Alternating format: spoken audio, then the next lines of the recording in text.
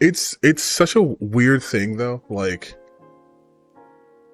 the fact that Grums even has like anything resembling a career is all because of grifting. Like these guys. This is why I bookmark this, by the way. I bookmark this so I don't forget because my brain will try to actively kill itself if I have to think of these people. So I have to bookmark it so I don't forget. So this is the Grums shit. He's talking about.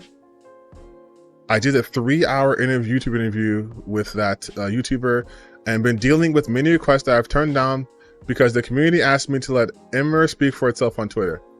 I did prep some more materials for the account to tweet out, and you'll see that more. Also, did some work on the Sihu texture demo. It's nearly ready to share as download. With all this going on, I'm sorry to move Chief Chat to Monday at 11 a.m., but it will give me more time to prep the Swarmer. First, what the fuck, dude? And then here's him posting about the Haitians. Like, this guy's a... Also, he said more time for... Is there an Emmer Twitter? Nope. People. Oh no, I feel bad for this person. Wait, there's an Ember. Joined 2016. Last post was July 4th, 2019.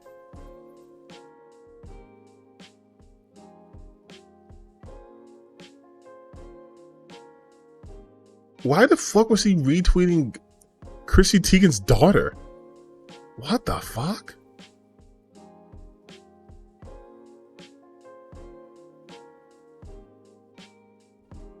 I'm scrolling through. There is nothing on the official Ember account that has anything to do with the actual game. Like, it's just other people's artwork. Chrissy Teigen's daughter. That seems weird. Godzilla. Nothing. So even when he was quote unquote working on this game, nothing. Not a goddamn thing. Trogdor? That fucking Zone of Enders? But nothing about the game. I want to follow it though, in case it does actually make an update. Nothing about the game.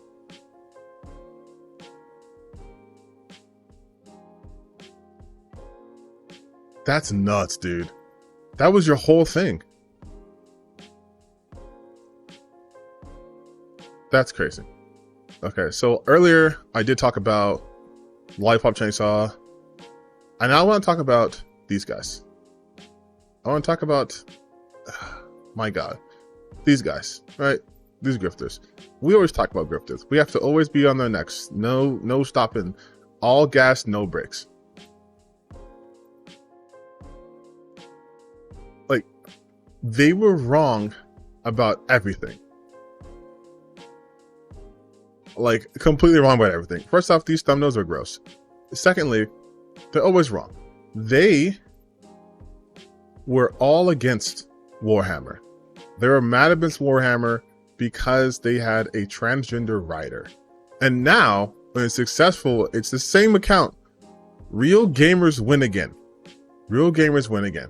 So, because I hate myself, and by extension, you guys, we're going to watch a video. We're going to watch a Synthetic Man video. Watch a Synthetic Man. Alright? We're watching his Warhammer video. Warhammer 2 is peak masculinity. Okay, we'll make a vote. It's either the Warhammer video from Synthetic Man or it's a Warhammer video from someone Asmongold responded to. Yeah, here we go. Warhammer 40. Okay, so we either watch this video or we do this video. What are we doing? What are we doing? You guys pick. Synthetic Man. Legendary drops. Viewer's choice. It's viewer's choice. All right, it's 1 for synthetic.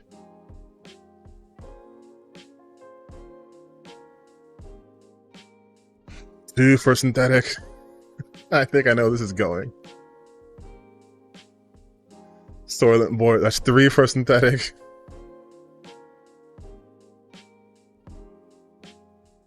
I can make a okay.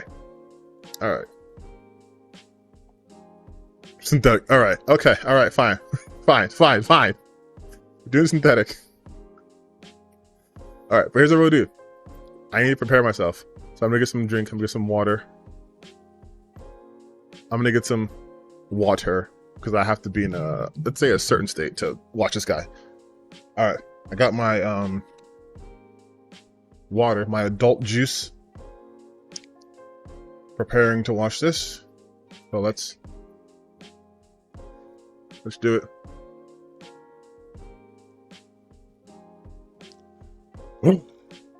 Only true ground you will find down there will be each other. Yeah, have faith in your brothers. Yeah. Everyone except him. I sense heresy from this. Wow. 11 seconds. 11 seconds. 11 seconds. 11 seconds. 11 seconds. It's like that one TikTok where he's like, 4 seconds. It took you 4 seconds to piss me off. 4 fucking seconds. It took you 4 fucking seconds to piss me off again. Like 11 seconds. Oh, we're in for it. We're in for it. This one is corrupted. You can see it on his skin. I honestly can't believe it. 3 good games came out back to back in the last few weeks. First Black Myth Wukong, then Astrobot, now this. Maybe the video game industry is finally starting to turn around. So I should... Wait. Listen, you guys know I'm going to be the pause king right here. You were telling me video game might be coming back because 3 good games came back to back. Those being Wukong, Astrobot, Space Marine. Now, I think all 3 of those games, solid games. But you mean to tell me Mr. Peak Masculinity is putting Astrobot in the same category as Space Marine 2 and Wukong? Astrobot? Again, looks fantastic. I don't have PS5, but I would play the shit out of that game if I had a PS5. But I, as you guys know, I play a multitude of video games. In fact, I have a surprise game we're going to play later on. But this person is like masculine. I like shooter games. I like pew games. And then he's like, 3 good games came out. Black Myth Wukong, Space Marine 2, Astrobot. I should probably just get out of the way first that I'm not the biggest fan of Warhammer 40k. I like the aesthetics, I like the themes. You guys already know I like any edgy, dark stuff. And all of the gore and senseless violence definitely appeals to my inner 12-year-old. I mean, damn, dude, he's doing my commentary for me. That said, I am nowhere near an expert on the lore. Not that it really matters for this game, because there's really not that much story, but I just thought you should know that going in. I'm mostly just going to analyze this as a video game first and foremost, and I think this game does a pretty good job at achieving the niche it's trying to fill. Mainly as a sequel to the first game, which was a cult classic from the PS3 360 era, and also just in general as a horde shooter hack and slash hybrid game. I think it nails both of those aspects fairly well. Certainly not a flawless game. It definitely has a lot of the same flaws that other games in this genre do, but I think if you can manage to convince 2 of your buddies to play this with you, you can have a damn good time. Now, another thing I want to make clear is that I really don't have... Honestly, you know what? Again, you guys know me. I'm impartial. I'm not a... I can think myself. That little stretch right there, mind you, we are 1 minute and 33 seconds in. That stretch right there, that last like 20 seconds, it seemed like actual analysis of the game. So like maybe this won't be as terrible. Have a hell of a lot of things to say about this game. I think what you see is what you get, and the actual gameplay loop is pretty simplistic. Not a hell lot to say. This video is 31 minutes. What do you mean? So this is actually a review of 2 games. If you'd like to hear my thoughts on Astrobot, feel free to use the chapter feature to skip to that section of the video. Oh, okay. But the short version is, if you like 3D platformers, and I love them, I grew up with them, so I really have a soft spot for the genre, this is a surprisingly good one, probably because it was made by Sony's only Japanese studio left. There we go. I was this close. I was this close. I was this close to giving him props, to saying that, oh, okay, yeah. He's congratulating Sony, and then it's because, oh yeah, because they're Asians. They're only Asian studio left. That's why the game's good. Game's only good because Asian guys worked on it. Not Asian guys, bad games. Again, this close. I was right there. I was right there. It feels like both a love letter to PlayStation and to Mario, Okay, strangely skip the intro, enough, let's just and go I straight actually to really enjoyed my time with that. Warhammer. I heavily procrastinated playing the first, but thankfully I did pretend to be a professional for once and took the time to play the first one, and they are very similar, so I can say with confidence that if you like the first game, you're probably going to like the second, though I bet you've already played the game by the time you see this video. Okay, as for everyone else, I might as well break down the basic gameplay. Now, it's kind of hard to describe this game. I'm just going to settle on saying it's a hybrid between Gears of War and Dynasty Warriors. You fight hordes of weaker enemies that you can easily carve to pieces with your chain sword, and you can switch to third-person shooting at basically any time. Unlike Gears of War, there's very little cover-based shooting in this game, which is definitely a good thing. I hate cover-based shooting. Okay, so it's weird. It's weird to be like, it's like Gears of War. I get it, because Gears of War did ape a lot of mistakes from Warhammer. But if you wanted to describe this game, if they know Warhammer, just say it's a third-person action shooter. There you go. Third-person action shooter. Well, if you have to use the Gears of War comparison, I would say this is not Gears of War and Dynasty Warrior. This is more of just like, this is more just Gears of War. And the melee combat might be even more simplistic than Dynasty Warriors, which is really saying something. I guess we'll start with the melee combat first. You've got light attacks, you can hold down the button to do a heavy attack, and that's pretty much the entire extent of your combos. You also have a dodge roll, which is kind of comical to see this huge beefy-ass Space Marine do a Dark Souls dodge roll, which of course has invincibility frames. And perhaps even more importantly, you have a parry which can deflect most attacks except for ones that are flashing red. And specifically, enemy attacks that flash blue when you parry them allow you to get a counterattack in with your pistol. The melee combat, although pretty simplistic, is also highly satisfying since you can kill most of the basic enemies in one hit. And specifically, your stomp move on the chain sword is incredibly satisfying and is almost identical to the first games. Now, to avoid being extremely repetitive, there are 4 different types of melee weapons. I barely use the combat knife, so I can't really comment on it, but I will say the power sword and the hammer feel incredibly satisfying to use, and the power sword felt just a little bit overtuned, especially considering it doesn't even have heavy attack combos. It switches between 2 different... I like the fact that, like, everything he says, he has to put a little correction underneath there. Like, I do that shit all the time, too, where I'll say something, and then I'll be like, oh, actually, I did that in. But it is kind of funny that everything he said so far is like, it doesn't even have this. Yes, it does. Like attack stances, but it does so much stagger damage while also swinging quickly that the special units often didn't even have a chance to attack me, so I could just spam the R1 button until I could execute them. And speaking of executions, what difficulty did you play this on? That's important too. Much like the classic God of War games, there are cool, gory executions that you can perform on a bunch of different enemies. Now, the main difference between the first game and the second is that in the first Space Marine, performing an execution restored about half of your health, whereas your armor functioned more like Halo's shielding, where after a few seconds of not getting hit, it would regenerate back. This helped the first game maintain a relatively fast pace because rarely were you required to take cover. All you had to do is hit a basic orc enemy type with a strong attack and it opened them up for execution. This kind of now looks like in the sequel, the Darksiders. health system is completely changed. Performing executions now gives you armor back instead of health, and so now your main way of maintaining health is through the new Bloodborne-style rally system where you can hit enemies to regain recently lost health. The only way to get your maximum health back is either by using a healing item that you find out in the field, or by using Titus's special combat ability where he goes into a rage mode and hits enemies to get health back. Now, because this is a 3-player co-op game, it's actually balanced around this mechanic, so you're not really going to miss the old style of getting all your health back. This game would be a complete breeze if you could.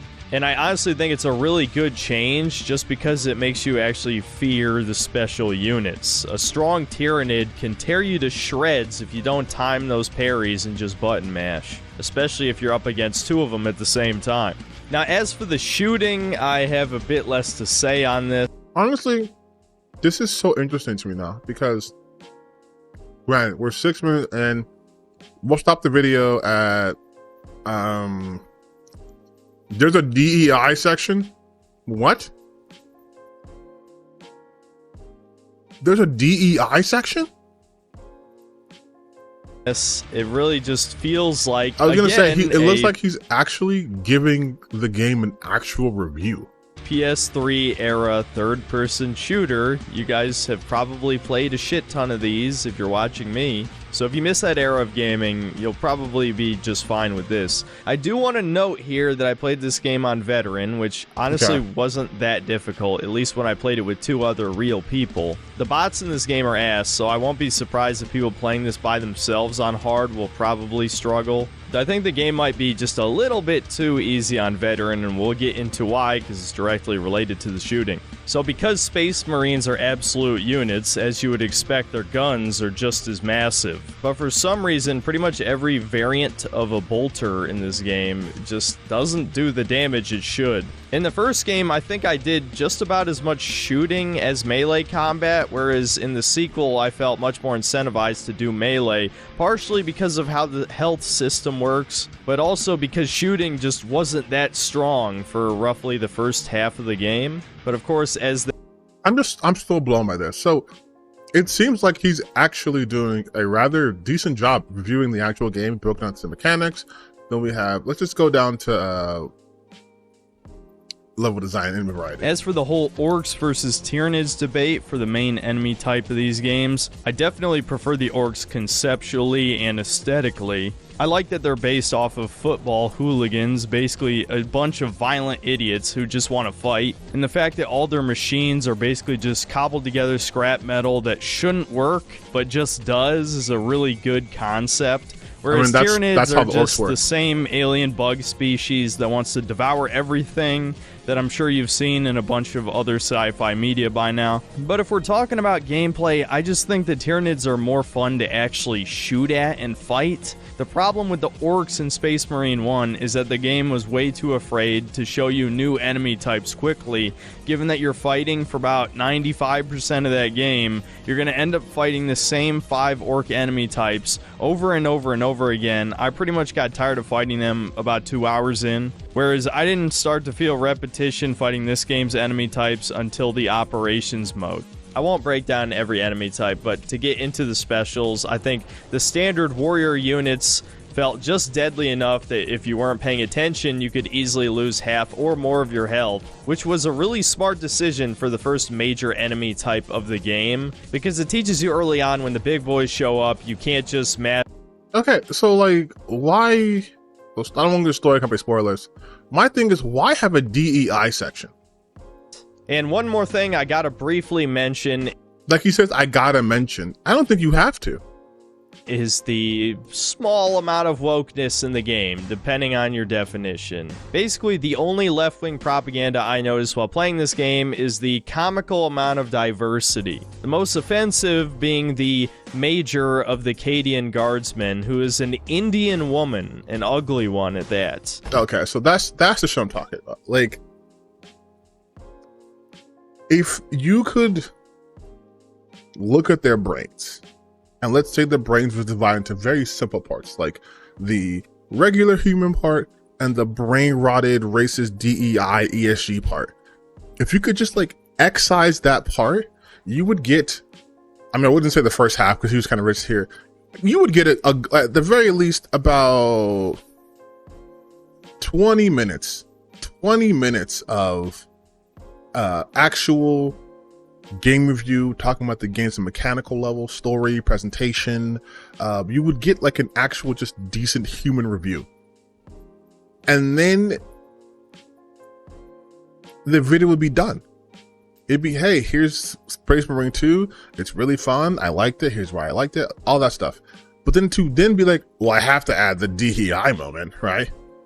I have to put it in here. This is what my fans are here for. They want me to rail against this game, at least at this part. Remember, testosterone converts to estrogen. Speaking of estrogen. Yeah, that's something, alright. Can we shoot her? Just stomp on her on accident. If you compare her to the woman from the first game, it's like night and day. And while she really doesn't do much during the story other than yell on the comms throughout the first half of the game, it's just incredibly annoying seeing girl boss characters in this day and age, especially... That's the shit, again. It's annoying to see girl boss character. What makes her a girl boss?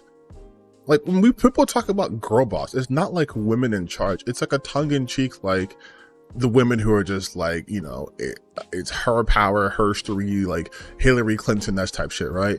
Where like it's an over-the-top exaggeration. Just having women that exist in the military is a real life thing. Like that's a real thing that happens in the real world. This isn't like diversity points. And her being Indian, who cares?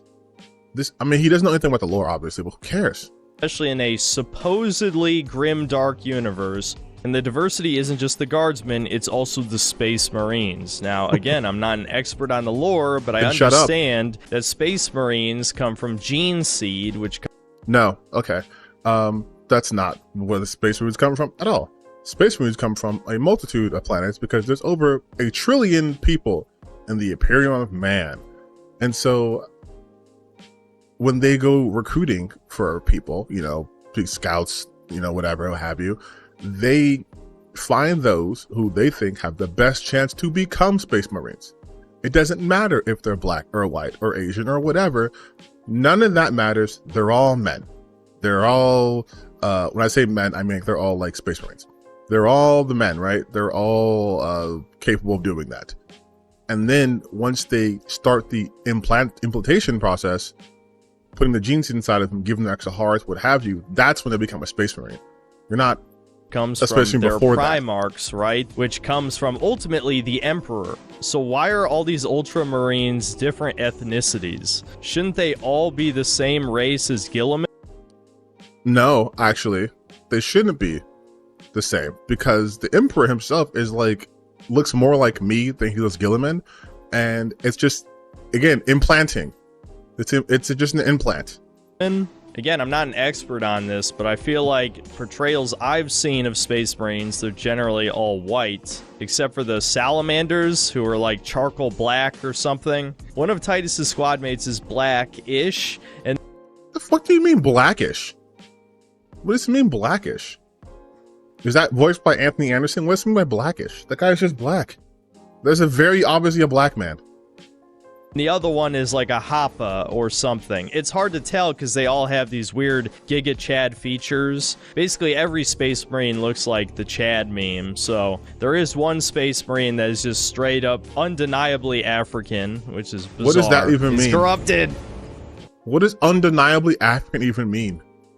What does undeniably African even mean? I'm African. He don't look like me.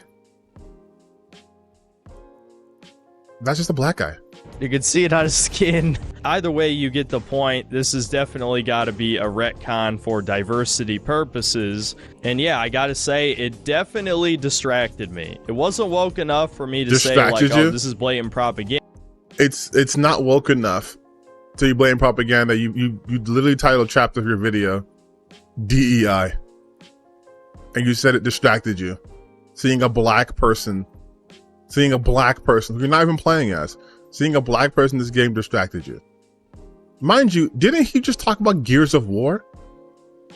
But it's clear to see the Games Workshop is going down a slippery slope. I mean, there's a female custodes, aka the Super Space Marines, that guard the Emperor. And if they're willing to make a female Super Space Marine, you better fucking believe they're gonna have a female regular Space Marine in the next couple years. So certainly something to look out for in the future. For those of you who are concerned, why does he care? He doesn't know that. He clearly doesn't even fucking give a shit about Warhammer, though.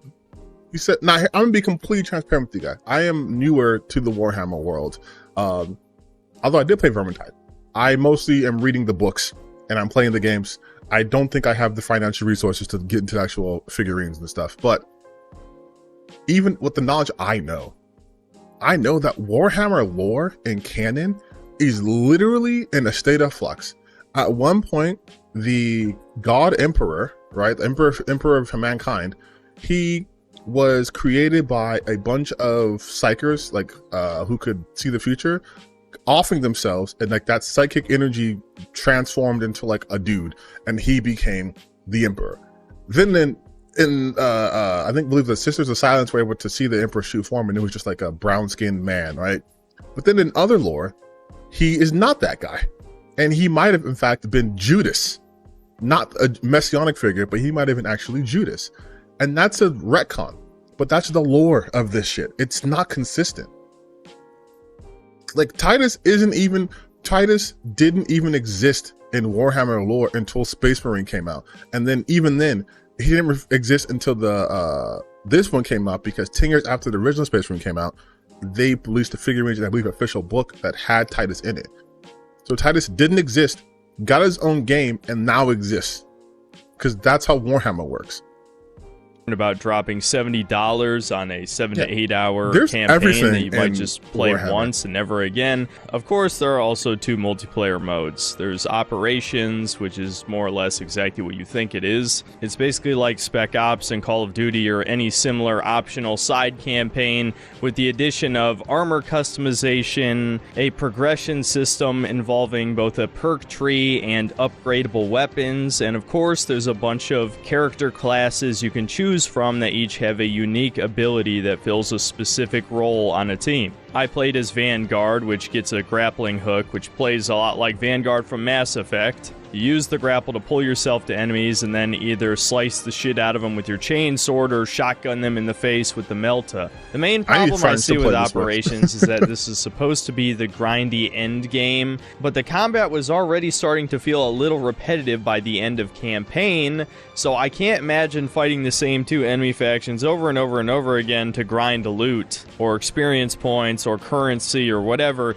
is going to be fun for very long. Like I've said multiple times in this review already, if you have 2 buddies, you could pretty much have fun playing almost anything, but if you really wanted a long-term game to play with friends, there's definitely better options out there. I'm not going to recommend Helldivers 2 since, no, I never touched it and I don't intend to, but I did play Deep Rock Galactic for a while, and that game has a lot more content and a lot more randomness that keeps it feeling fresh. Why did he mention Helldivers 2? I don't understand that. Okay, so we're pretty much done with this one. So this was a decent video. Let's go back to bad videos now. Let's do... Oh, our boy Synthetic Man again from 3 months ago. Let's see how different he was 3 months ago. Let's see. Synthetic Man's incredibly cynical breakdown of the Summer Games Fest. And much like last year, it is somehow even worse than the lowest lows of the last few E3s. It is truly impressive how bleak the future of gaming looks. I know many of you want to see the return of the woke counter, but first of all, there are way too many woke moments to count here. Almost every single game shown had... What's a woke moment? Some form of left-wing propaganda. Left-wing propaganda, and it's just a black woman. It's just a black woman. I know that sounds ridiculous, like I'm going off the fucking deep end. Synthetic Grifter is just telling his audience what they want to hear, right? I'm seeing woke in everything, as the tourists like to say. But my god, dude, it doesn't get much worse than this. I watched 6 hours of these showcases, and maybe 15 minutes of that contained games I'd be actually interested in playing. I have never seen so many diverse female protagonists in my entire life. How can someone say that in a sentence as an insult, as something negative, and think that they are a well put together human being? Like I said in a previous video, this is a showcase of future flops. These games don't even have to make money because they're funded by BlackRock and the Canadian government. Jesus Christ. If you think indie games are exempt from this, you are delusional. Obviously, the AAA games are no better. They're man jaws galore. Yeah, you guys, Dragon Age is gonna fucking flop. Feel bad for anybody who's been begging for a Perfect Dark remake or reboot. Holy shit, talk about a monkey's paw wish. That woman's gorgeous, and you don't even have a chin. Also, you're pale as fuck. Like, why are you making fun of people? I don't get it, dude. But for this video, I'm going to change up my coverage a little bit. Like I just said, there's not going to be any woke counter. Oh my god, Games dude, Fest showcase, which was 2 hours long, yet just showed absolute slop for the vast majority of that runtime. Shockingly, there weren't like breaks for musical numbers or celebrities like the Game Awards. It was truly mostly game trailers, and yet somehow nothing looked interesting outside of a handful of games. Now, of course, that handful of games were games that I wanted to play, like Kingdom Come Deliverance 2, which will no doubt be the chud game of the year. Praise be to our Lord Jesus Christ. If we want to fight against all of the propaganda forced into our media, I can't think of a better game to support. So even if the gameplay of the first wasn't exactly my thing, I certainly will be buying and reviewing this. Let me wait. Sorry for the accidental fast forward, but let me get this straight. The first game, you said your gameplay was not your thing, but you're gonna buy the second game just so you can help fight back against propaganda. But your idea of propaganda is black people existing in games, women being in games. You want to fight against that. That's the fight he wants to take on. You guys want to know a little secret? Kingdom Come Deliverance 2 will be woke. I'm so sorry. Because there's diversity. There's diversity in it. They have diversity.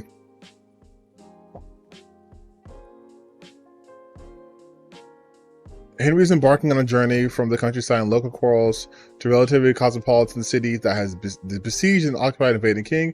Naturally, in place like this, people can expect a wide range of ethnicities and different characters that Henry will meet on his journey. We are trying to depict realistic, immersive, and believable medieval world that is being reconstructed to the best of our knowledge, and naturally, to achieve that, we are not only having our own in-house historian, but we are very closely working together with universities, historians, museums, reenactors, and group experts from different ethnicities or religious beliefs that we are actively incorporating to our development as external advisors. That's right, y'all. Kingdom Come Deliverance 2 is going woke. They used all these words, but they're saying that they basically are using a consultant firm to connect with all these people from different ethnicities and religious beliefs. Uh-oh. The agenda is coming. Oh no, it's woke. I'm so sorry. But it's woke. It's having diversity, and you know it's bad because that's literally what people were searching up. Diversity, like a bad thing.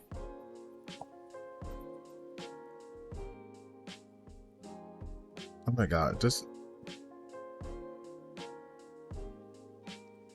I'm getting tired of game developers caving to today's social norms brought on by a small section of the game community. While diversity and representation are undoubtedly important in certain circumstances, it is essential to prioritize historical accuracy, especially in a game that aims to immerse players in a specific time period. There was no time period that was devoid of diversity. Just doesn't exist. Just didn't exist.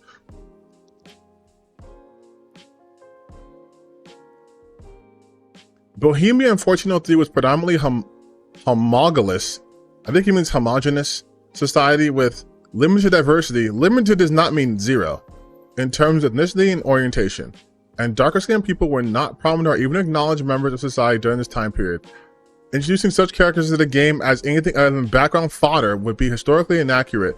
Oh, these people are so mad. It's funny because he automatically goes for black people when diversity can mean literally anything. Diversity of religion, diversity of ethnicity could mean someone's British, someone's from Germanic background, someone's from like Scandinavian background. They can all be white guys, but they automatically assume black people. And these people are just mad. Like, it's so funny. But yeah, it's woke. It's woke. PC Gamer. It isn't just bigger, it's more diverse. The Warhorse adding a wide range of ethnicity and different characters. Oh no. Your perfect Europa fantasy game is gonna get wokeified. Ah.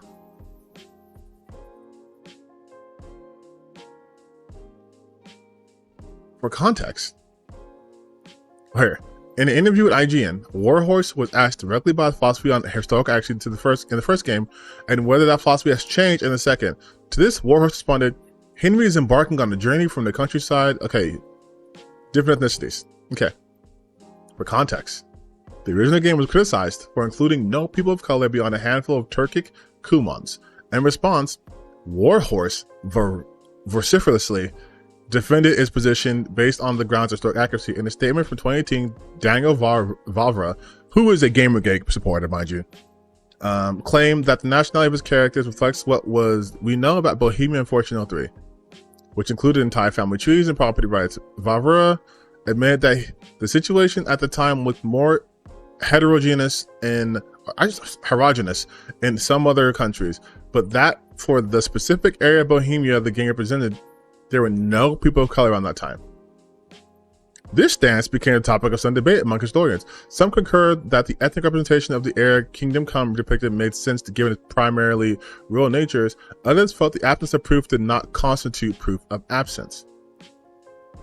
With the sequel, Warhorse does not explicitly state that philosophy has changed.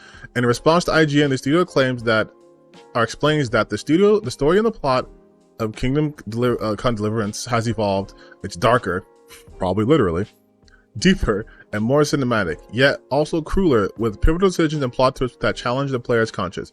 More broadly, studio states is trying to depict a realistic, immersive, and believable medieval world that is being reconstructed to the best of our knowledge. Moreover, there's an implication that the game's diverse characters will play a more than peripheral role in the story. Following its reveal that players will encounter a wide range of ethnicities, Warhorse explains that in KCD1, Henry grew from a boy to a man, and in KCD2, he is going from a man to a warrior. However, he can't do it by himself and needs a strong cast of friends to help him on his journey. I bet you dollars to donuts. There's gonna be like a black woman who's like, "Henry, here's where you can stay," and then they're gonna lose their minds. They're gonna lose it.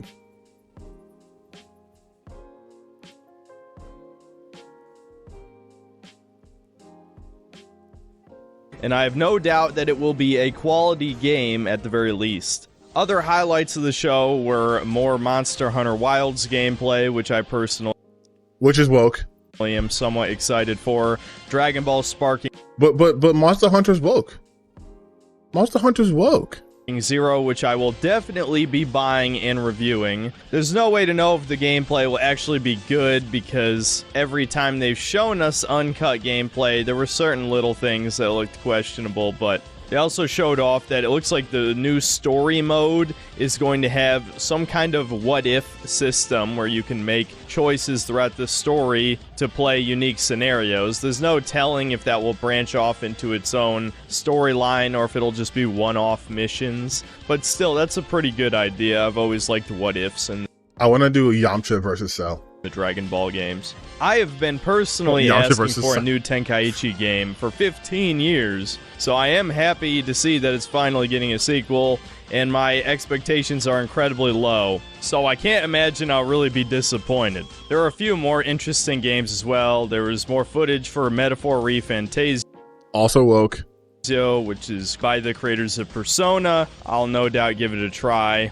There's Phantom Blade Zero, which is a fast-paced action game that might be a Sekiro-like, or maybe just a hack-and-slash game with some Souls-light mechanics. Hard to tell at this point, but I know I'm not showing you right now, but I'm super excited for Dragon Ball Sparking. Like, I'm legitimately excited for that shit. Like, I'm hyped. gameplay did look pretty fun. There was a little bit of gameplay shown for the re-release of Sonic Generations with new Shadow the Hedgehog levels, which I will definitely be purchasing. And no, I don't care that this is effectively a remaster with a DLC stapled to it. Sonic Generations is still way more fun than the vast majority of games that come out each year, so I'm sure. And that's how I know this guy's takes are such shit. How can you be like, these games are all slop? Sonic Adventure is better than most games that have come out. Get out of here. You can enjoy Sonic Adventure. You can always enjoy 7 out of 10 poorly received games. I'm a staunch believer in that. But get out of here by saying most games aren't as good as that. The Shadow the Hedgehog levels will make it worth a buy for me personally. There's also the mech game that kind of looks like an Armored Core clone called Mecha Break. That looks fairly interesting. And finally, the game I'm sure all of you wanted me to mention, the Killer Bean game. Yes, you know, the ancient internet meme, the Killer Bean animation. Yes. I realize Killer Bean is dressed up as like almost like Dr. Disrespect, just minus the wig and the glasses. This looks like pure slop, like a streamer bait game, but I'll be honest, I actually want to play this at least. At bare minimum, I expect to be able to laugh at it, which is still being entertained on some level, something modern gaming doesn't understand. Games are supposed to be fun. This looks fun. This is so funny because we saw the video earlier where he's like, there's been 3 games released in a row, and now here previously he's like, modern games aren't fun. Even if maybe for the wrong reasons. So yes, I am kind of looking forward to the Killer Bean and also games fun release. is so subjective. And that's it for all the good stuff in the show. The rest of the trailers shown range. You know he's playing Infinite Nikki. You know he's playing that. You know he's playing that Infinite Nikki. He loves those dress-up games. From Shit, I might cop it. mediocre slop to actual leftist propaganda being shoved down our throats for the millionth fucking time. Leftist like I said, it wouldn't even propaganda, be here we worth it to have a go. woke counter. All you have to do is count the amount of brown female protagonists on Woof. Woof. That is. Woof. screen, and trust me, it only gets worse from here. The other shows actually have even more diverse female protagonists than this. No. This fucking Stanley Parable guy is making a game where you play as a brown female barista who wants to be a great warrior, but she's stuck serving tea to people. I mean, what the fuck? No. Oh my god, a game that has a twist as a concept? Oh my god. How dare the Stanley Parable guy make you play as a brown woman? Oh my god, how dare he do that? Oh my god. And you have to play this game too, because she'll murder your family if you don't. Oh, I don't care if the game has this morbid twist where you then go murder all the people because she finally snaps. So who cares? That would still be woke in its own way. Oh. Ah, yes. Murdering people. The biggest wokeness. Republicans are so woke. Netanyahu's the wokest man to exist. Man, tiny woman goes psycho and murders a bunch of people. And if it's not that, then it's just boring-ass, Animal Crossing-esque chore simulator. I don't care, man. And then there's the climbing survival game, once again with a diverse female character. There was an indie game where you play as some Scottish dude leading an army, and they slipped in a black Scottish woman and thought we wouldn't notice. They didn't think you wouldn't notice. Normal people don't care about that. And black Scottish people exist. The new Doctor Who is the black Scottish guy. Black Scottish people exist. You have very ignorant when it comes to world populations. And there was an Abby Zilla type character as well. Look forward to seeing more muscular women in the other show. Hell yeah. What? And this is a bad thing? What? Cases. There was even a higher budget adventure game where you play as an Indian woman. Of course, they only showed like He has 3 beef seconds with of that. gameplay, so I couldn't even really tell you what type of game it is. Oh, and we can't forget the blatant shilling of Alan Wake 2 once again. It's obvious Remedy is about to go bankrupt, so now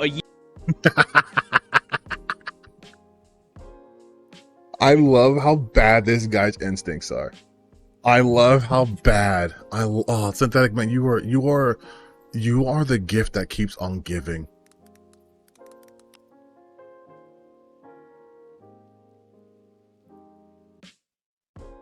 Remedy is about to go bankrupt, right? About to go bankrupt. Just signed a deal. Just signed a deal to have their games turned to movies and TV shows and other media. But they're going bankrupt. They're going bankrupt because Alan Wake 2 broke the company. Alan Wake 2 broke the company. It broke the company even though it recouped the majority of its development costs, and they report a revenue rise. Finnish developer also says it has improved profitability. Oh, but you guys, but Saga's black, so the game was bad, and they're just trying to shill it because they're obviously going out of business. Just the worst instincts. Just the worst instincts. year later, they're releasing Oh, you know he didn't play Team Fortress 2. You know he didn't play that. physical copies of the game, and of course DLC to try and bring back the fans by having the chick from Control and the dude from Quantum Break. Do not fall for this desperation. Let Remedy die. They get what they fucking deserve. And even Remedy is one of the best game companies out there. They are doing things quite literally that no one else is doing. They are a rather successful, triple A studio that still has that indie spirit of experimentation. The blend of meta narrative with real life action footage with gameplay, mixing them all one and the same. The fact that they built a real stage just to have a musical number in the part of the game, and then the technical challenges they have to overcome with that, so a player would get the full experience of the actual performance while still playing the game at a good pace. Like, no idea. He has no idea what he's talking about. He has no idea what he's talking about. discounting all of the woke stuff, there were just so many games that nobody asked for or cares about on any level. Like the Lego Horizon Zero Dawn game. I mean, You're right, dude. There's no kids who like Horizon Zero Dawn or Legos. People hate family-friendly games. That's why Astrobot's so terrible. Oh, wait. I'm getting a report from you in the future who actually likes Astrobots that also has these same fucking characters. This is the same almost idea. Oh, weird. really, Sony is just not gonna give up trying to make Aloy a thing. It's never gonna happen. She looks like fucking Nikocado Avocado. The only thing that's interesting about Horizon are the robot dinosaurs. The humans are disgusting. Oh, and as a punch in the balls, there's a teaser for a new Batman Arkham game. And guess what? It's a VR game. And they purposely don't show any gameplay. As the biggest cringe moment of the show, we had the creators of Among Us come out on stage and tell us they've started a fund for indie games. I'm sure they will only support the greatest that indie games have to offer. Games made purely for fun and definitely don't have any modern politics in them. Again, his instincts, you guys, they're so good. They're so good. They're so good. You want to know a game that Inner Sloth or Outer Sloth helped make? So, Outer Sloth, they funded a game. What projects did they fund? This looks sick as shit, but they also helped fund Click Holding, which was done by Strange Scaffold. Like, they are funding fun, interesting games. Battlesuit Aces, dude. Like, and you know what the funniest part too is? They are funding the games that they would like to play, that they would like to make. If their games, let's say they tank, let's say they doesn't sell well, why do you care? It's their money. Like, why do you care? No one's forcing you to buy these games.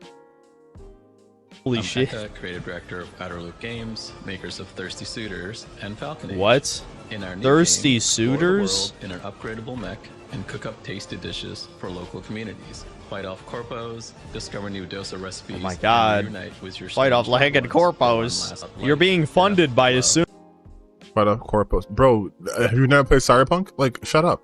to be corpo that made all its money off of a fucking meme game. Maybe when there's an Among Us movie. A meme game?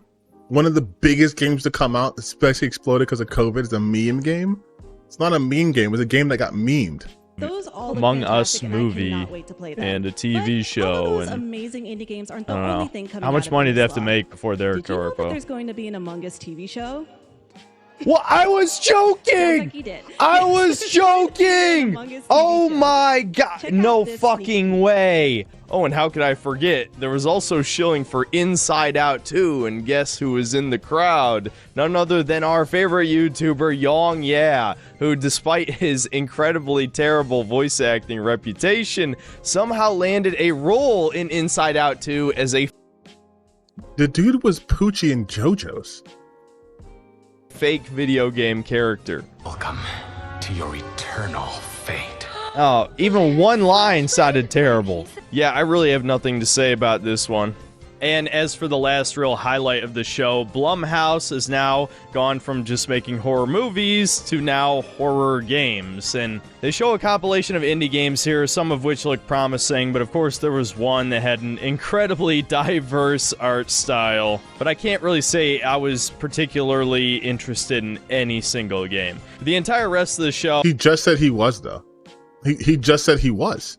They show a compilation of indie games here, some of which look promising, but of Just look promising, which means you have interest in it. course there was one that had an incredibly diverse And a diverse art style is good. Like, this guy art has style, the worst but I criticism. can't really say I was particularly interested in any single game. The entire rest of the show was just completely mediocre, forgettable slop. Even though there were a handful of games that looked interesting, it So then it's not mediocre, forgettable slop. God. How in one breath do you say the rest of the game show was slop and terrible, but there were interesting games that I actually want to play? Like, what is it? Like, it was just so unbelievably boring. There was so much garbage there that it was truly awful. Worse than some of the worst E3s. and gives without you a no doubt. details, mind Now, you. moving on to the Xbox Game Showcase. This was probably the best one, but it definitely still wasn't good. Its greatest strength is that it was only an hour long, mercifully. Starting off with the highlights, we have Doom: The Dark Ages, a prequel to Doom 2016 and Eternal. Now, if you've been a fan of the channel a long time, you'll know I was highly critical of Doom Eternal. I really was not a fan of the direction that game took with its core gameplay mechanics, namely having It's because he was bad at it. It's because he's bad at Doom. to switch weapons constantly, and the high-level difficult gameplay funneling you down a certain particular play style. It felt very autistic, bordering on speedrunner territory. So although the tiny bit of gameplay here looks cool, we won't know until the game comes out if the devs decided to listen to some of the more casual players' criticisms of the game, or if they're going to try and please the cult fan base that has formed around Eternal's gameplay. This is such a funny complaint because he calls people tourists all the time.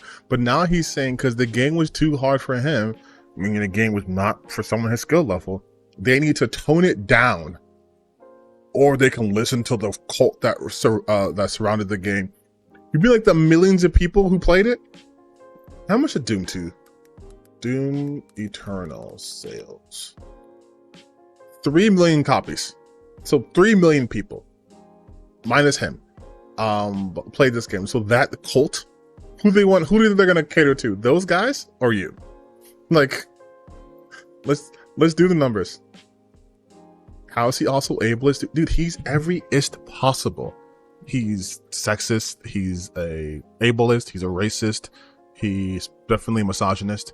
He's like, again, if you guys watch that Dead Domain video, this guy is and so Nazi. Like, he is an awful human being. That's why it's so fun to dunk on him. because he has zero redeeming qualities. And he knows it. At the end of the day, if it ends up being a quality game, I'll just admit it isn't for me, but I sure as hell will share my distaste in the review. The next highlight was actually a new IP called... Okay, I'm making a prediction. He's gonna praise this because this wasn't done by Americans. There's no woke here, there's no agenda being pushed, just an interesting game. Watch. Expedition 33. Now, when I first saw this, I was a little bit confused. The gameplay looked strange. I could barely even tell it was a turn-based RPG. But after... Didn't I use this game as an example early in the stream? About like how if you knew RPGs, how you would interpret this differently? Was I not bang on when I said that? After giving the trailer a second look, I gotta say I am cautiously optimistic about this game. The first good sign is that there's actually an attractive female character.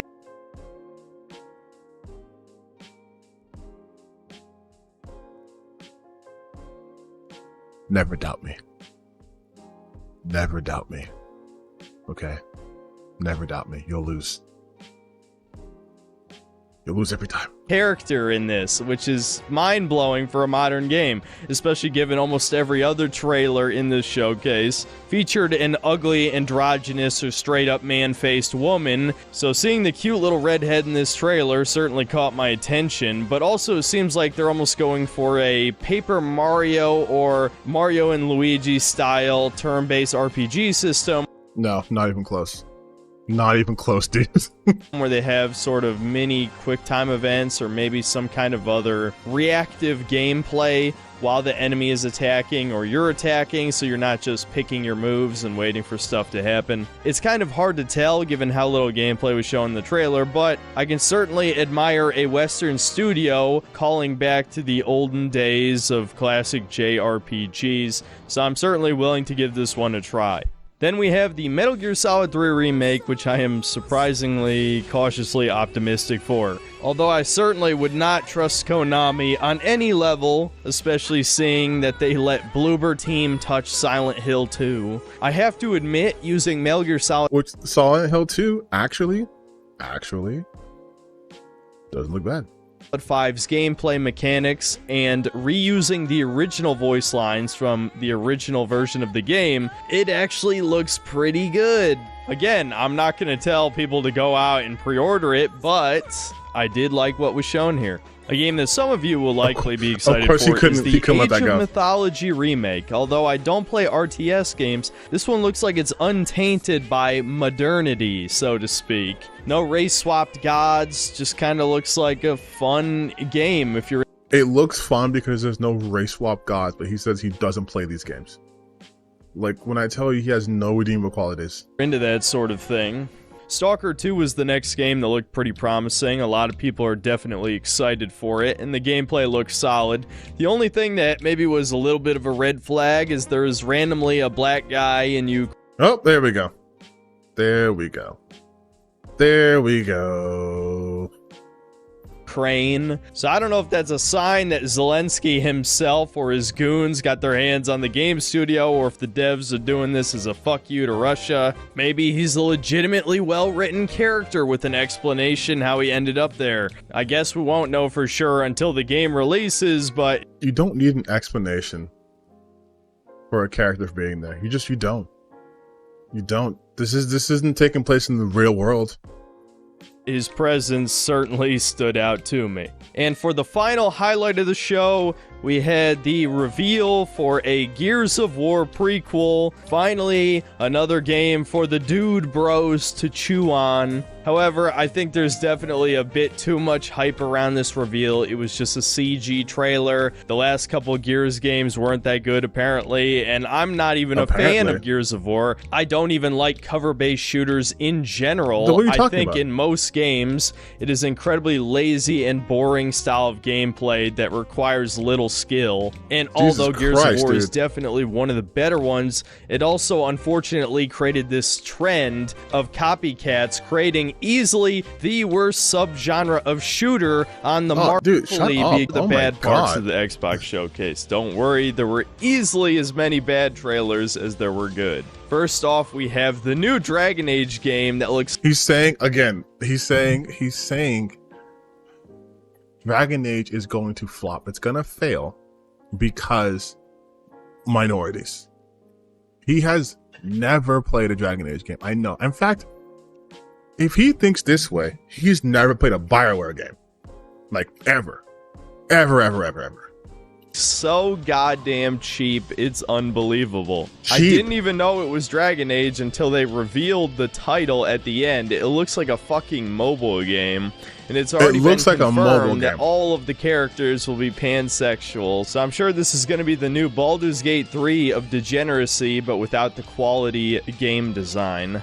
Hopefully BioWare dies for good this time. I can't believe they've God, managed dude. to stick around this long, Jesus churning out crap. Christ, you're a miserable Next person. up, we had the trailer for the first expansion of Starfield, and as you guys know, I'm a huge fan. I'm not convinced! I'm sure this was already well into development by the time Starfield released, so there's no way it's going to actually fix anything. I'm sure it'll be more slop, but if you guys want to see me review it, feel free to tell me in the comments. Next up, we've got some gameplay for... Ooh, okay. What's he gonna say about this? Woke, dark-skinned black chick from Louisiana, probably something girl boss. And he's like, oh, it looks bad. It looks jagged. The frame rate looks terrible because he doesn't know what stop motion is. I mean, that's just my assumption. Or south of midnight, we have to pay reparations. So every white person here has to pre-order the Mega Ultimate Edition of this game. It's the only way we can erase our white guilt. Am I right, Redditor? And of course, it looks like a cheap-ass middleware cash grab. I find it hilarious that this was the first uncut gameplay we got to see during the Xbox Game Showcase, because they knew they had to show a little bit of gameplay to fool some people into thinking this is a real game instead of a propaganda piece. And of course, it just looks like slop.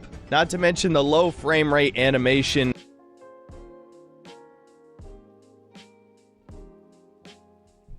Like I said,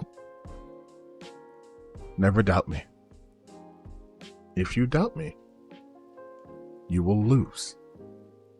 I know these people because there's no way they have any knowledge or appreciation of any other animation style. They have no idea what stop motion is. So of course he's gonna think the frame rate's too low. Oh. Literally hurts my eyes just watching it. I'm not exaggerating. This is just yet another game that's going to bomb and be more fuel to the fire that gamers are all racist for not wanting to buy games that don't represent them on any level and don't look appealing for that. That's right. Gamers are only white guys. That's right. I'm doing deep blackface right now. This game doesn't speak to me at all. Matter. Moving on. And just a few minutes later, we get another game with a dark-skinned female protagonist using a flintlock pistol, an axe, and some magic or some shit. This is just getting comical at this point. This is exactly why I didn't do a woke counter for this video. There are more woke games than just normal fucking games at this point by Woke games than normal games. Okay. considerable margin. These devs could have made some charming cult classic middleware game. Instead, they gave into the corporate funding and now the game's gonna bomb. I don't want to get too edgy in this video at the risk of getting banned, but at what point do we as a collective have to realize that voting with our wallet is not enough, because these investment firms effectively have unlimited money, especially if they're getting that money from Microsoft, and yes, Microsoft is one of the biggest contributors to BlackRock, or if they're getting that money direct. He just says BlackRock. He has no idea. I promise you, this man has no idea what a private equity firm is. He doesn't know how to spell private equity firm, and he has no idea what BlackRock is. BlackRock is not this, we are this massive progressive. BlackRock is they are in the business of making money. That is it. No matter how that money is made. directly from the government, which the Canadian government has funded many woke games at this point. Somehow, I think simply not buying these games is... Also, he doesn't understand how grants work. This is like if I said, the military has been taking money from us and using it to buy weapons. And it's like, yeah, our taxes went to that. Our taxes go there. We pay taxes, and then the government decides where they can allocate those funds. And if they want to have an entertainment and arts fund, so artists can create content that maybe wouldn't have gotten funding because of corporate interest, then they're allowed to do that. There were literal, again, Cyberpunk, CD Projekt Red took money from governments to make that game. Is not enough. Now, to not suggest something that would get me banned, I would just say right-wing people need to get into game development, or at the very least, people who are willing to put aside their personal politics and are intelligent. And how can you say right-wing people need to get into gaming, or people who are able to put aside their personal politics, when you're advocating your personal politics to be put into gaming? You're not objective. Hopefully have a lot of life experience, would get into game development like they did 20 years ago, but that is looking less and less likely, especially in America, where everyone is either a political extremist or a brain-dead NPC. Anyway. Chat, you decide. Is he A political extremist, B, a brain-dead NPC, or C, both of them? I'll let you decide. The next terrible trailer was for the Perfect Dark reboot, and just like the Dragon Age trailer, I couldn't even tell it was Perfect Dark until they revealed the title. And Crystal Dynamics, famous for having shrunk Lara Croft's magnificent breasts, have now given Joanna Dark a massive fucking man jaw. Imagine. I love this so much. I love this so much. I have Flintlock on my PC too. So he is both a brain dead NPC and a political extremist. Yeah, that makes sense. We're all NPCs. I love the whole thing where they're like, oh, look at her man jaw. Look at her man jaw. I can say this with confidence. He does not interact with women. That woman was gorgeous. The Joanna Dark on the right is very limited in what she can present herself as. All right, it's 360 graphics. This one on the left is a gorgeous woman. Like, what is like my shock? Honestly, I don't even care about the gameplay they showed here. It looked pretty fucking generic. With the coolest moments being special abilities that just give you aimbot, which is probably my least favorite FPS ability. And yeah, I don't know, I just can't care about this because I already know it's gonna be woke as fuck. It doesn't even look anything like Perfect Dark. Just let this game be yet another reminder that if you're begging for a reboot, a remake, or a sequel of a beloved old franchise, that modern gaming will absolutely ruin it for you. Then we got a trailer for a Diablo 4 expansion that doesn't even look like a video game. It's just a short film of an Asian woman crying and screeching. Oh, that'll definitely sell me on your game. Jesus Christ. Like I know he's again, an incel Nazi, but sometimes it's just like the levels, man. Then we get another CG trailer for the Fable reboot, remake, sequel, whatever. We get to see more of the absolutely disgustingly hideous protagonist. Wait. Whatever. We get to see more of the absolutely disgustingly hideous protagonist. Disgustingly hideous. My brother in Christ, I need you to ask your mom to invest in mirrors or glasses for you. The villain is also a woman, which is just great. Even the retired great hero has like a bloated face. Nobody's allowed to be attractive in this universe. Look, man, I just don't want to play ugly games. I don't care that I can make my own protagonist. I don't have to play as the woman, obviously. The game is just promoting ugliness in general. I don't want to play in He promotes ugliness every time he has his face on camera. Every time. That's why I'm staying on camera, to counteract his messaging. Ugly game. Is that so bad? I think we all know it's gonna be shit anyway. So, moving on. Then we get a trailer for Mixtape, which legitimately just looks like a movie. Describing it as a movie game doesn't even really do it justice. It's even framed like a movie. Yeah, it's called cinematography. Oh my god. In the trailer. The trailer itself is cut to look like an 80s movie. And yes. Of course you play as a woman in this too. So, you know, I already didn't care, but now I'm annoyed on top of being apathetic. And of course, this is another game trying to ride on the coattails of Spider-Verse with the low frame rate, ugly animation. So he doesn't understand animation, because the other game, South at Midnight, he just said it had low frame rate. But now he's saying this is trying to copy Spider-Verse low frame rate animation. That's stop motion. The first game was stop motion. Oh my god damn it. As if I needed another reason to not want to play. And also, does he think Into the Spider-Verse is the only thing to ever use low frame rates? And you might be surprised to hear me even mention this next game, but Flight Simulator 2024 somehow managed to slip in propaganda. Female pilots. A woman even... We're really starting to reach peak Clown World levels, aren't we? Next up is a trailer for yet another Life is Strange game, bringing back the original protagonist for another adventure, and this new art style just looks ugly, honestly. And I don't even care about these games outside of my stream chat just begging me to play them because they have nuclear levels of cringe and usually some political propaganda alongside it, so... Even though I'm sure it'll be dog shit, I'll probably end up streaming this at some point. Then we had a trailer for the new Indiana Jones game by Machine Games. And may I remind you that Machine Games made Wolfenstein 2: The New Colossus possibly one of the most woke games ever made.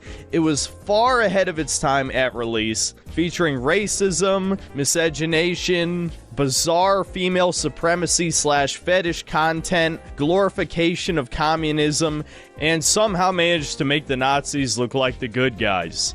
Wow. So again, it's not just me saying he's an incel Nazi. Literally him. He said it.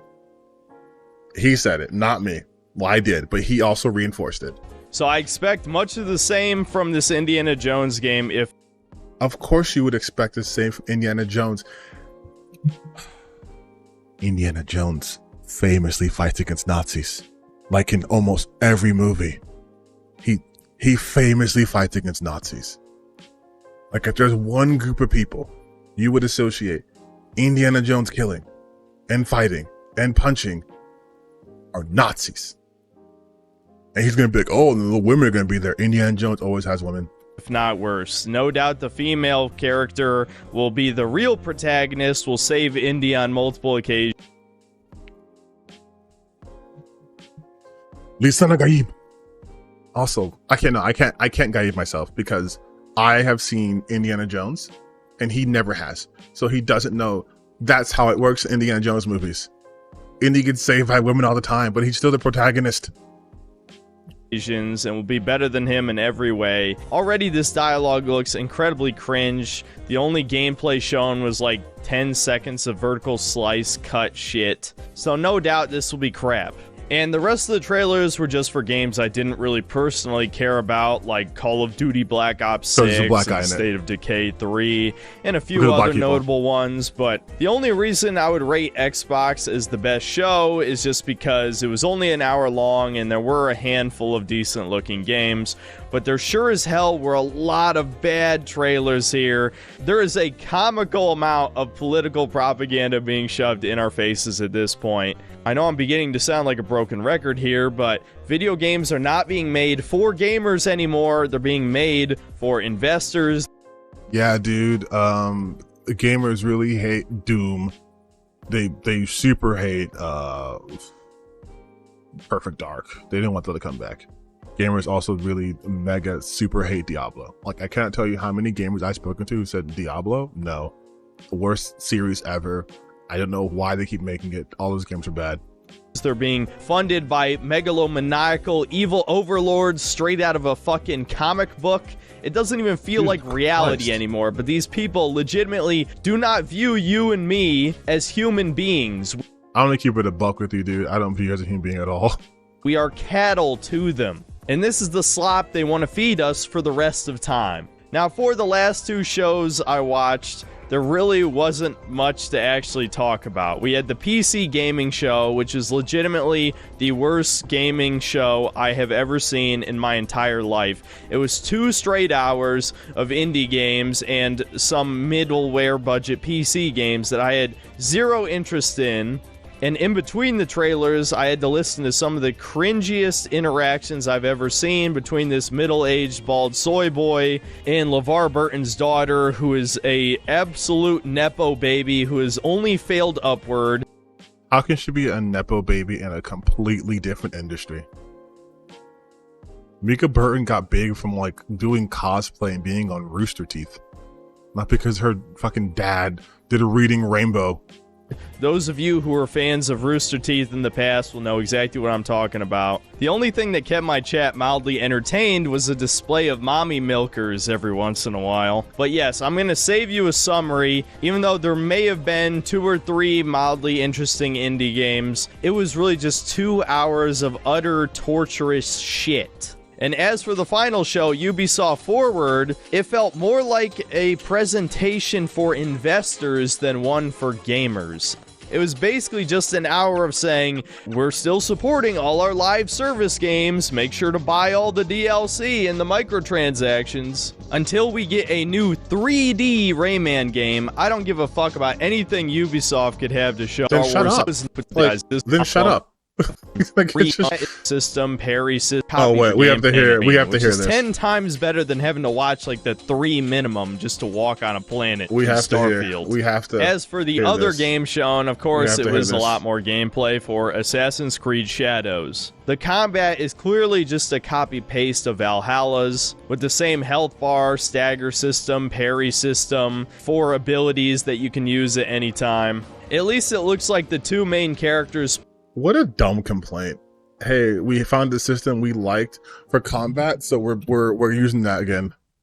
Like, did you want a completely different fight system? Like, what did you want them to do? Play significantly different from each other. So if you want the more classic Assassin's Creed gameplay, you'll play as Naue. But even then, it's fucking Ubisoft stealth. There's a part in the trailer where she just straight up sprints up to a dude and assassinates him just because she's standing in the dark. So like every Assassin's Creed game? Like, I just love how, like, 25 years later, we still have shittier stealth mechanics than fucking Thief! But I guess if you're buying Assassin's Creed, you kinda already know what you're in for. It's not like there's anything I could say to convince an NPC who's already decided to buy this game not to. I do, however, find it incredibly hilarious that this game is pretending that people wouldn't be freaking the fuck out if they saw a 6-foot black man walking around.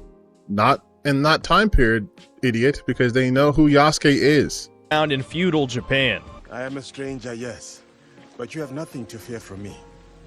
Yeah, I've seen videos of old Japanese women today freaking the fuck out when they see a black man. And you expect... Why are you watching videos of old Japanese women freaking out seeing black people? That's weird, dude. All the way back in this time, they'd be like, oh yeah, so what a friendly youngster. Clown pilled. I'm becoming clown pilled. I can only laugh at this. Even the dogs don't bark at him. That might be the least realistic thing in this entire game.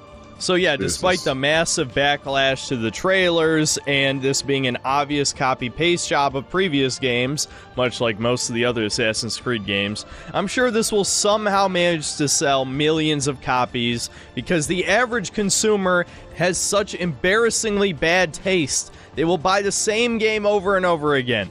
Alright, let's just move to the conclusion. Ubisoft show sucked, obviously. Still not as bad as the PC gaming show. Xbox One, I love how he acts like his tastes are so immaculate when he himself gets filtered from almost every game that's come out in the last 20 years because his gameplay ability, his skill sets are so stunted, he can only play games from 2001.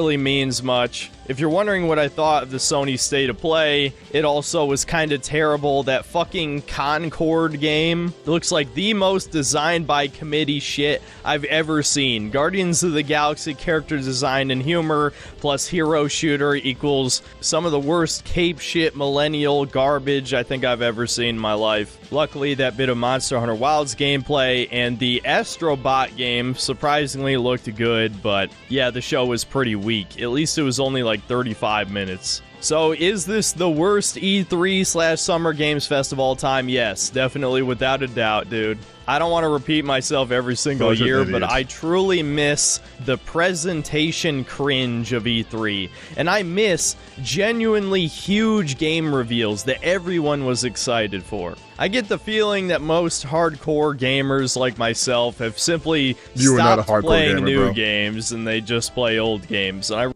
see, that's exactly what I was talking about. No. Most people who play video games still play current video games. You're the only person who plays these old games. I should say you and other groups only play these old games because you are so fragile that any person who doesn't look exactly like you makes you feel uncomfortable, so you don't want to play. And for that guy, he literally looks like a science experiment gone wrong. So like, he wants to play like, he should play like Abe World Odyssey or some shit like that. Like, I don't know why he keeps talking about. I really wouldn't blame you. Honestly, that's the best. And also, didn't he say he wanted to play Dragon Ball Z Sparking? That's a new game, my guy. That's a modern game. It's new. It's not from 15 years ago. Advice I could give you, if you haven't completely given up on this hobby, just play some of the greatest games of all time in your backlog. They're better than anything that releases today, no matter what lefty shills will tell you about indie games. They're full of just as much, if not more, propaganda than AAA games, because they're actually made by leftists. I love that. I love that so much, that he's like, these games are made by leftists. You know why? He's wrong, but you know why that'd be the case? It's because people on the right do not create. They are incapable of creating things that actually worth anything. The best they have is hatred, and then what? Some Matt Walsh movies. Like, they're incapable of actually creating things that sustain themselves, that last on their own.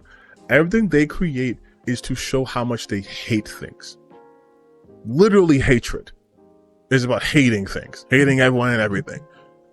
Matt Walsh's stuff is all about how much he hates trans people and queer people and people who aren't white.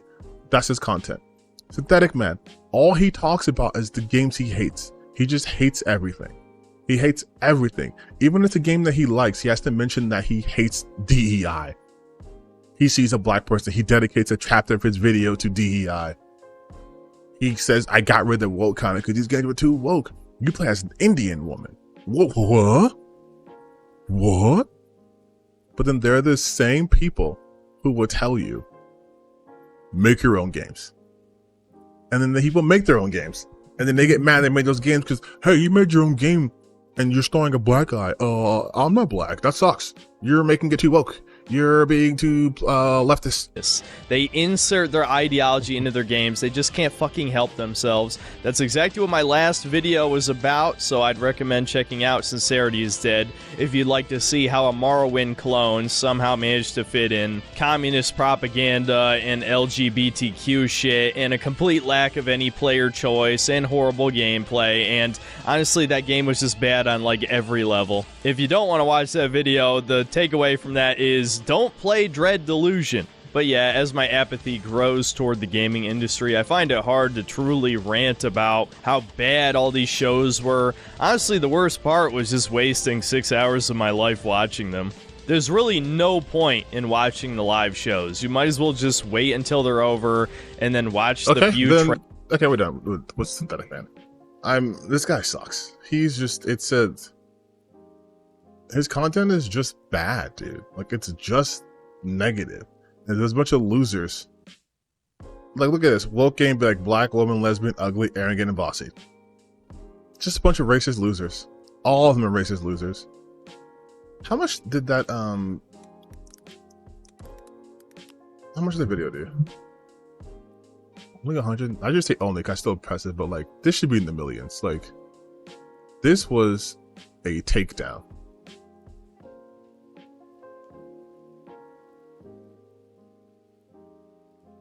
And I love his supporters. It's like just slurs.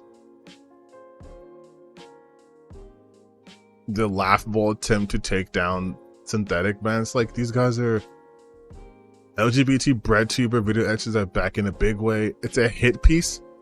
It's literally his own content. They go over his own content. Like it's his content. That's so funny to me. All right, but we are done with this portion of the stream. We're gonna play Lollipop Chainsaw, the original.